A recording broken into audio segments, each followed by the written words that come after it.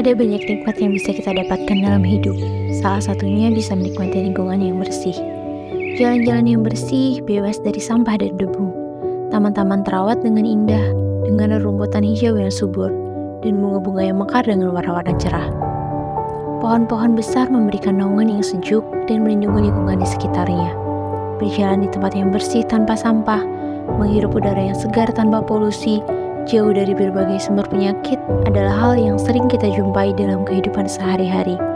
Sebagai mahasiswa di Telkom University, lingkungan kampus yang bersih tanpa sampah membuat saya bertanya, apakah hal yang sama juga terjadi di lingkungan luar?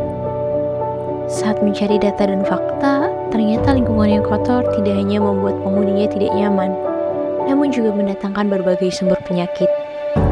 Inilah yang membuat saya penasaran dengan kebersihan dan lingkungan sekitar kampus. Apakah lingkungan di sekitar kampus juga sama bersihnya dengan lingkungan yang ada di kampus?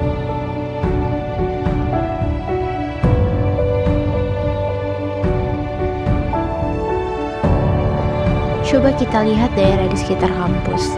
Setiap hari Minggu selalu ada pasar yang menjual berbagai macam kebutuhan mulai dari pakaian hingga bahan pangan. Kita bisa melihat betapa riuhnya transaksi jual beli yang terjadi.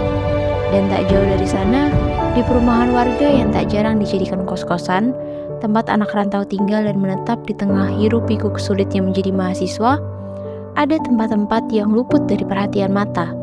Tempat-tempat yang harusnya hijau, malah terkontaminasi dengan sampah.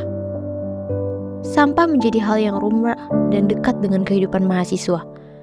Entah apa permasalahannya, apakah kekurangan tempat pembuangan sampah atau faktor lain menjadi pemicu penggunaan lahan hijau dan tanah kosong menjadi tempat pembuangan sampah sementara. Padahal, ini tidak boleh dilakukan. Sampah dapat menjadi tempat perkembangbiakan nyamuk, serangga, tikus, dan hewan lainnya yang dapat membawa penyakit. Jika tempat pembuangan sampah berada di dekat pemukiman, resiko penyebaran penyakit kepada penduduk akan meningkat secara signifikan. Tentu miris melihat bagaimana sampah tidak ditangani dengan baik, mampu menyebabkan berbagai macam penyakit, salah satunya malaria dan demam berdarah. Sampah dan nyamuk memiliki hubungan yang sangat erat karena sampah sering menjadi tempat perkembangbiakan yang sangat ideal bagi nyamuk. Banyaknya sampah di daerah pemukiman warga mendorong tingginya angka resiko masyarakat untuk tertular penyakit malaria dan demam berdarah. Saya pun memutuskan untuk menemui salah satu rekan saya yang memiliki concern yang sama dengan saya. Kami banyak mengobrol dan bertukar pikiran tentang bahayanya sampah yang menumpuk di pemukiman warga dan sekitar kos-kosan. Ini menjadi risiko yang sangat tinggi sebagai tempat penularan malaria dan demam berdarah. Teman saya pun memperkenalkan alat yang telah beliau rancang. Alat ini mampu menjadi perangkat bagi nyamuk dan mampu menghitung jumlah nyamuk yang berhasil ditangkap karena memiliki sensor untuk menghitungnya.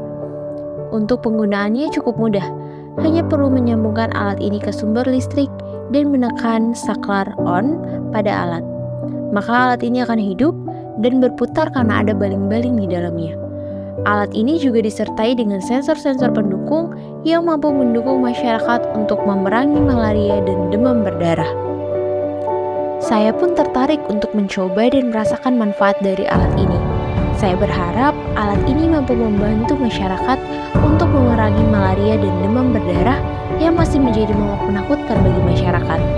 Sebab, di tahun 2021 sendiri, ada lebih dari 300.000 kasus malaria di Indonesia dan 70.000 lebih kasus demam berdarah di tahun yang sama. Lewat video ini, kami mengajak masyarakat untuk terus menjaga lingkungan dan memerangi kasus malaria dan demam berdarah di Indonesia. Karena gerakan kecil dari kita mampu menyelamatkan dunia.